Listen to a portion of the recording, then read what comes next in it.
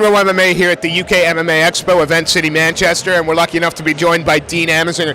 Dean, we're here with precision hydration. Yeah. This is obviously it's a rehydration formula. Yeah. What makes this different from the others? Right, so basically I use these precision hydration for my rehydration drinks that I do for the fighters that I'm working with their weight cuts. And what it is they test your salt loss concentration, and they do a simple test that's done from the forearm. And because across the population there's a difference of about, can range from 250 milligrams to about 1500 milligrams per litre of salt lost, right? So because of that, when people are rehydrating and they're just drinking, say, Diarrhea or whatever it is they were using, it's not individualized. So if you have a low salt content, you're going to have too much, or if you have a high, you might be not having enough. So with the different concentrations of the salts that they do, I'm able to make, after testing the fighters that I work with, a completely individualized and bespoke drink that's perfect for their rehydration. So they're coming back into the fight adequately hydrated and ready to perform to their best. You know, there are some fighters that I think would talk about, IV rehydration and things like that. Doesn't sound like that's a route you'd ever want your fight. It doesn't sound like that's a route. No, I mean, I wouldn't be my go-to, no. Yeah. But if there are situations that people are, cutting larger amounts of weight, and then an IV is not necessarily a bad thing. I think that if it's done by making sure that you're having it done by a professional, it's gonna hydrate you quicker than anything else. But in accompanying or in complementing to what I'm doing here, then they can be done together. So they're not necessarily mutually exclusive. And is this sort of a supplement that you would use throughout a training camp? So again, originally it was mainly marketed and developed for endurance athletes. The reason being so that if you have an individualized drink, you don't have to drink as much to be hydrated. So which is obviously advantageous for someone who's doing a marathon or what have you. But it's also the same for an athlete that once they get their salt test done, they can then during a training camp just making sure that they're hydrated, especially in this weather that we're having at the moment, which is a little bit out of turn, but still, you're sweating a bit more. You're training twice a day. You might have had high sweat loss volume in the first training session, and you're not going to be hydrated for the other, and you might be cramping, and that could be very often to do with hydration. So yeah, definitely throughout camp, it might not necessarily be used in this every single day, but the hard intense sessions, then certainly, yeah. And if fighters or coaches or teams are looking towards this kind of, how do they get in touch? How do they find out more? Well, they can contact me through my website www.elite-athletes.co.uk, and we'll be selling the products through there, and that's one of the avenues that you can buy the product. Seeing as we're here at the UK MMA Expo, it seems I should ask about it. Why is an expo like this important for UK MMA?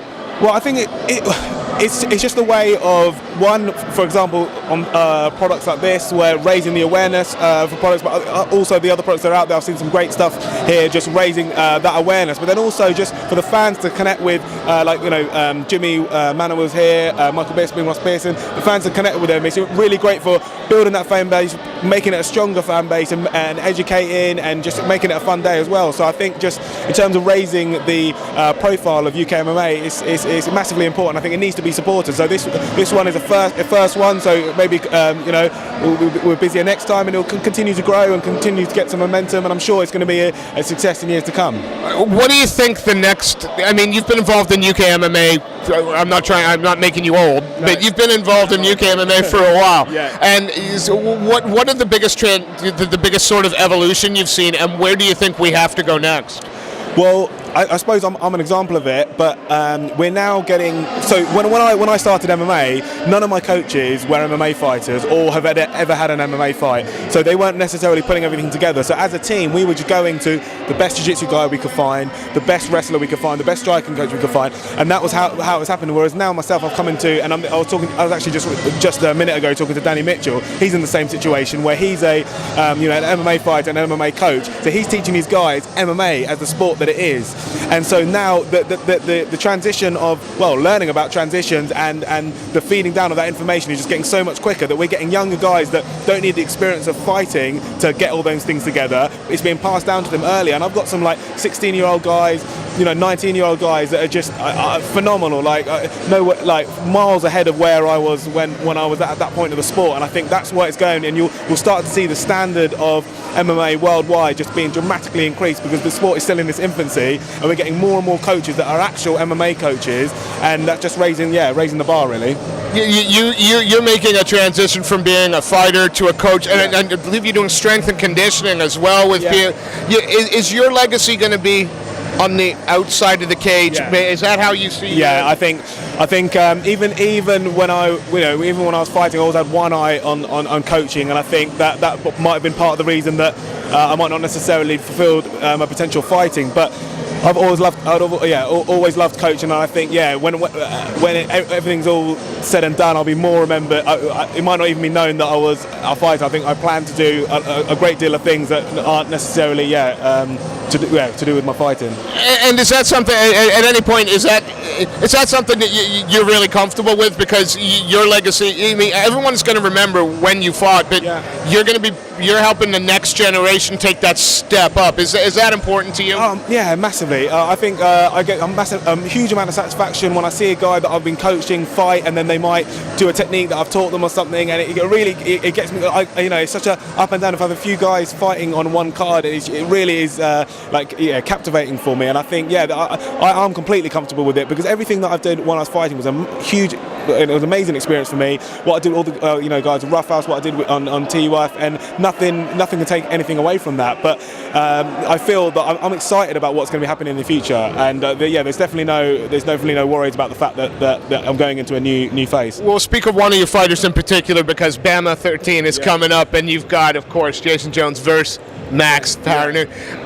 How's training? I assume you've been involved with the training camp. How's it going with him at the moment, and what can we expect to see? Really good. Max at the moment, he's out in Sweden, and he's going to be doing some time out on Alliance, and he's very fortunate at the moment that Alexander Gustafsson is getting ready for his. Well, actually, previous to this, Alex and Max have been training in Sweden at All Star Gym, which has been absolutely great for Max. And then he's going to be doing some time, out in Alliance while Alexander's getting ready for the John Jones fight. So you can imagine what the level of the camp is going to be. It's going to be an unbelievable level for Max. And then he'll come back with me, be working some more leading up to the fight. So we've got a really exciting camp ready for him, and I think he's just going to, as he always does, show a progression each fight, and we'll see even more dangerous Max Nunes in the next fight. It's the Bama Cage Warriors, the sort of battles at the moment. Cage Warriors seem to be signing a lot of fighters. Max signed, I think, a 3 or 5 fight contract.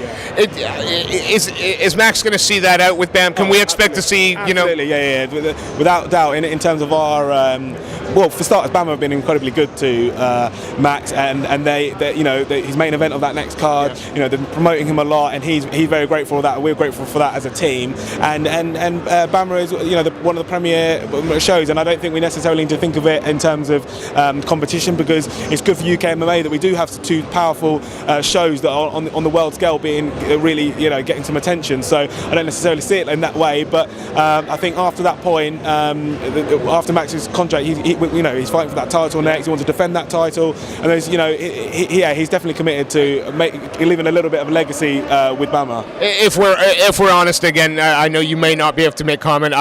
Most people would suggest if Max wins the title and defends, the next step's going to be the UFC.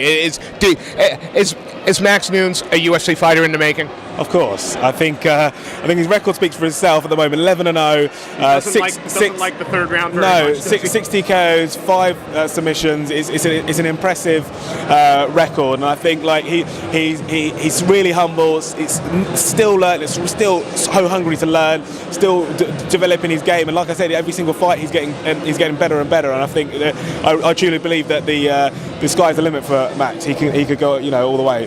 Dan, I want to thank you very much for your time, but before we let you go, is there anybody you'd like to give a shout out to, or any sponsors or groups you'd like to name? Yeah, well, we've talked already about precision hydration, but yeah, definitely check out my website, www.elite-athletes.co.uk. Yeah, and just thank you to my team around me, the team that I'm also working with the grassroots sort of level MMA. So I'm working with Spiked MMA now in Windsor. So if you're anywhere near the area of in Windsor or a Berkshire area, then come check it out. Spiked MMA, Google Spiked MMA, and you'll find the gym. Dean, thank you so much for your time. A pleasure. It's a pleasure. Thank you, sir.